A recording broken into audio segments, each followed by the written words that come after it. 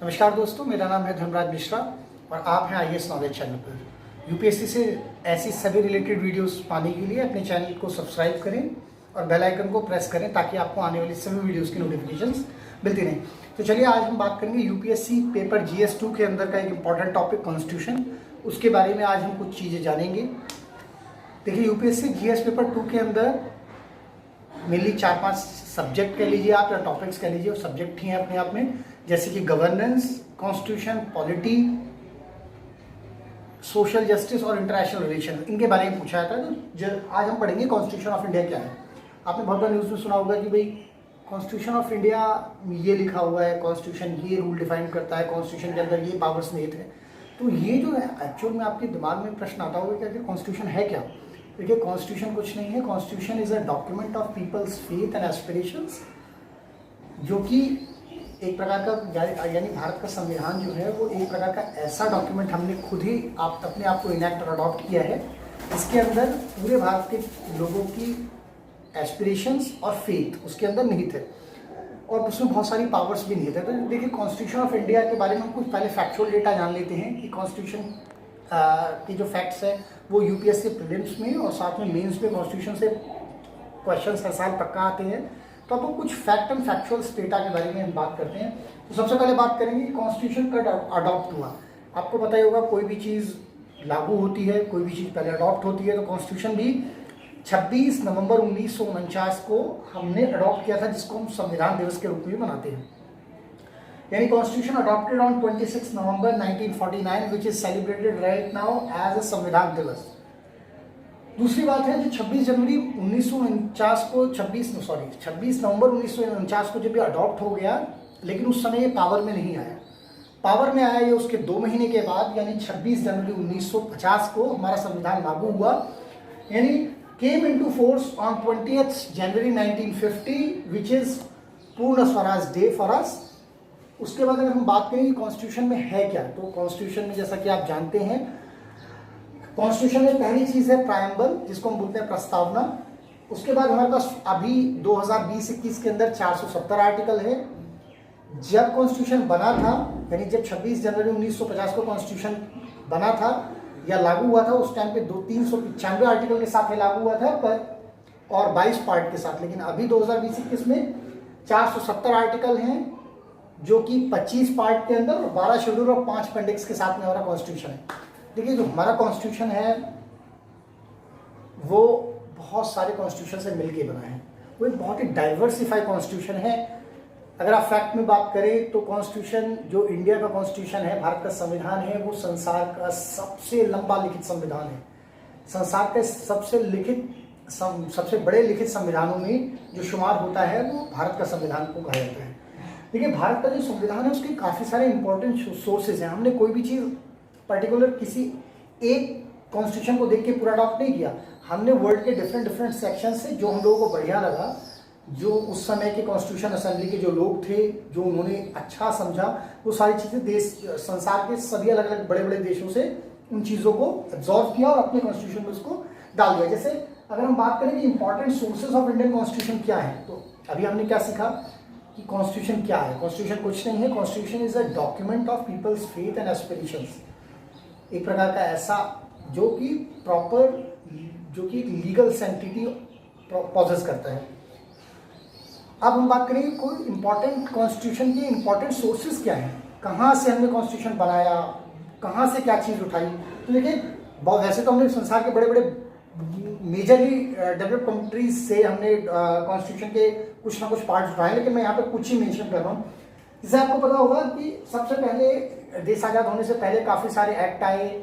उसमें से एक एक्ट महत्वपूर्ण था, गवर्नमेंट ऑफ इंडिया एक्ट 1935। तो जो गवर्नमेंट ऑफ इंडिया 1935 था, उसमें से जो हमने चीज़ें ली हैं वो पब्लिक सर्विस कमीशन जो है वो गवर्नमेंट ऑफ इंडिया 1935 से था, वो हमने अपने कॉन्स्टिट्यूशन में पुट किया। गवर्नर का जो ऑफिस के बारे में है वो डेटा हमने पुट किया, और जुडिशरी, मतलब और भी सारी चीज़ें पुट की हैं, पर मैं यहाँ पे बेसिक चीज़ें लिखा हूँ जिससे आपको समझने में आसानी और बहुत ही क्रिस्टल क्लियर रूप में आपको समझ में आ जाए। दूसरा, हमने कॉन्स्टिट्यूशन ऑफ इंडिया को बहुत ज़्यादा फॉलो किया, जो यूएस का कॉन्स्टिट्यूशन है, जैसे वहाँ पे बिल ऑफ राइट्स होते हैं, वहाँ पे president as a supreme commander होता है, वहाँ पे प्रेम्बल होता है। तो हमने यूएस के जो यूएस का कॉन्स्टिट्यूशन था उससे बहुत सारी चीज़ें ली हैं। यूएस से मैं प्रेम्बल के रूप में कुछ सीखा है। फिर जो फंडामेंटल राइट है, यूएस के अंदर बिल ऑफ राइट्स होते हैं, तो हमारे यहाँ पे फंडामेंटल राइट्स हैं जो कि कॉन्स्टिट्यूशन के अंदर निहित है। उसके बाद president as a supreme command leader, और उसके बाद है इक्वल प्रोटेक्शन अंडर लॉज। तो ये चीज़ें हमने यूएस से ली हैं। अब ऐसा नहीं कि हमने सारी चीज़ें केवल यूएस से ली हैं, हमने ब्रिटिश कॉन्स्टिट्यूशन से ही बहुत सारी चीज़ें ली हैं। जैसे कि उसमें से एक है कि पार्लियामेंट्री फॉर्म ऑफ गवर्नमेंट। आप जानते हो India is a federal country, but federal के अंदर भी पार्लियामेंट फॉर्म ऑफ गवर्नमेंट है हमारे पास। तो फेडरल में पार्लियामेंट फॉर्म ऑफ गवर्नमेंट हमने किससे लिया? ब्रिटिश कॉन्स्टिट्यूशन से लिया। उसके बाद में आइडिया ऑफ सिंगल सिटीजनशिप, जबकि आप जानते हो हमने जो यूएस से कॉन्स्टिट्यूशन लिया, यूएस के कॉन्स्टिट्यूशन में ड्यूअल सिटीजनशिप होती है, लेकिन हमारे भारत के कॉन्स्टिट्यूशन में हमने ब्रिटिश कॉन्स्टिट्यूशन से फॉलो किया सिंगल सिटीजनशिप कि अगर आप दिल्ली के सिटीजन हो और आप उसके बाद भारत के सिटीजन हो तो उन दोनों की केवल एक ही सिटीजनशिप होगी, वो होगी आपकी इंडियन। जबकि यूएस के अंदर होता है अगर आप यूएस के किसी स्टेट के सिटीजन हो तो पहले आपको उस स्टेट की सिटीजनशिप होती है, फिर आप यूएस के भी सिटीजन होते हैं। यहाँ पे ड्यूअल सिटीजनशिप का कॉन्स्टिट्यूशन है, लेकिन हमारे यहाँ इंडिया में हमने ब्रिटिश कॉन्स्टिट्यूशन को फॉलो किया और हमने idea of single citizenship follow की है। उसके बाद आपने सुना होगा डायरेक्टिव प्रिंसिपल स्टेट पॉलिसी, वो हमने आयरिश कॉन्स्टिट्यूशन से फॉलो किया है। ऑस्ट्रेलियन कॉन्स्टिट्यूशन से हमने कॉन्करेंट लिस्ट फॉलो किया है। आपको पता होगा कि कॉन्करेंट लिस्ट होती है, भारत सरकार के पास 3 लिस्टें हैं। भारत सरकार में वर्ड यूज नहीं करूंगा। इंडिया के जो असेंबली होती है, जो स्टेट और यूनियन की लिस्ट होती है, ऐसे एक और लिस्ट होती है कंकरेंट लिस्ट, जो कि जिसमें जो काम यूनियन लिस्ट में और जो काम स्टेट लिस्ट में नहीं आते वो कंकरेंट लिस्ट में आते हैं। वो हमने फॉलो किया ऑस्ट्रेलियन कॉन्स्टिट्यूशन से। उसके साथ ही हमने जर्मन कॉन्स्टिट्यूशन से क्या फॉलो किया कि emergency powers to be enjoyed by the union. आपको पता ही होगा, आप जानते ही हैं कि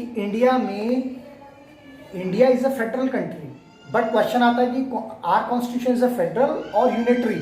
तो आपको पता होना चाहिए कि हमारा जो कॉन्स्टिट्यूशन है वो फेडरल कॉन्स्टिट्यूशन की तरह काम करता है, पर वो जो झुका हुआ है वो यूनिटरी की तरफ झुका हुआ है। तभी ये जो इमरजेंसी पावर्स हैं उस कंडीशन में, इमरजेंसी कंडीशंस में इमरजेंसी पावर्स का यूज यूनियन ऑफ इंडिया या गवर्नमेंट ऑफ इंडिया उस समय की जो भी होगी वो यूज कर सकती है, जो कि हमने जर्मनी के कॉन्स्टिट्यूशन से लिया है। तो अभी हमने क्या समझा? हमने सब समझा कॉन्स्टिट्यूशन क्या है, important source of Indian constitution क्या है। अब हम जानते हैं कि अगर हम आपको बताएं कि इंडियन कॉन्स्टिट्यूशन में को अगर आप कंपेयर करो यूएस के कॉन्स्टिट्यूशन से और ब्रिटिश के कॉन्स्टिट्यूशन से, तो देखिए मैं आपको शॉर्ट में क्रिस्टल क्लियर समझाता हूँ। जो यूएस का कॉन्स्टिट्यूशन है वहाँ पर ड्यूल सिटीजनशिप है, वहाँ पे बिल ऑफ राइट्स हैं, वहाँ पे president as a supreme commander है। तो इनमें से कुछ चीज़ें जो हैं वो हमने यूएस से बोरो की। जैसे वहाँ पे बिल ऑफ राइट्स है, हमारे पास में फंडामेंटल राइट्स है। अब हम यूके की बात करें तो यूके के अंदर क्या होता है, यूके के कॉन्स्टिट्यूशन में कोई भी फंडामेंटल राइट नाम का कोई भी कॉन्सेप्ट नहीं है। वहाँ पे कोई भी स्पेशल बिल ऑफ राइट्स नहीं है।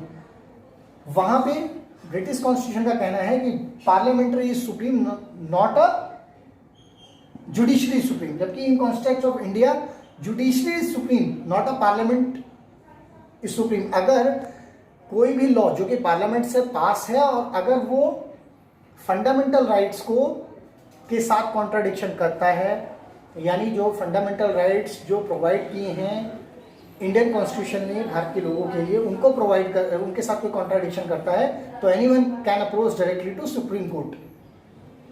तो आशा करता हूँ आपको इंडियन कॉन्स्टिट्यूशन से रिलेटेड और भी वीडियोस में बनाता रहूँगा। आशा करता हूँ इसमें बहुत ही शॉर्ट में कुछ क्रिस्टल क्लियर रूप में आपको कुछ छोटी सी जानकारी मिली होगी। तो कृपया इस वीडियो को शेयर करें और लाइक करें और इस चैनल को सब्सक्राइब करें।